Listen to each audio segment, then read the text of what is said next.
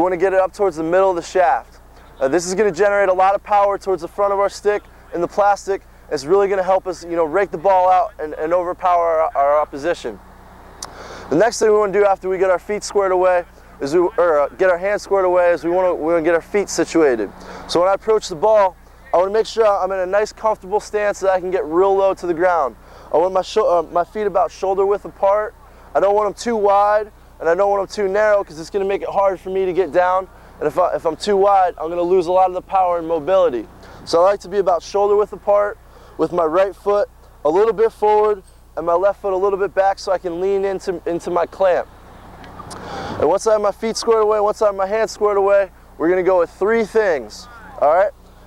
The first thing, how many of you guys like bugs? Bugs in your bed, spiders, all that stuff?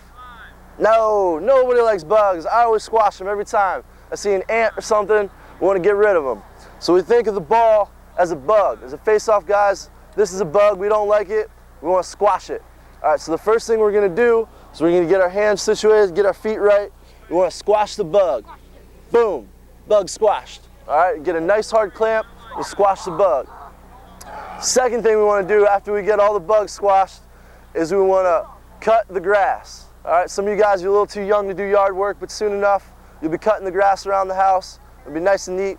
We want to get a lot of practice in now. So once we squash our bug, we want to use our back hand to cut the grass. We want to punch it along the grass. That's just the action of cutting right along the grass. And at the same time, we want to step towards where we're cutting. All right, get a nice hard step. It's going to open up our hips, turn our body into our defender. That's going to give us a space that we can go to the next step.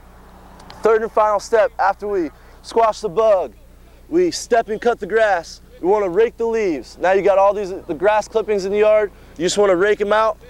Boom. That's a raking motion, just as if you're out back helping your mom or dad rake some leaves.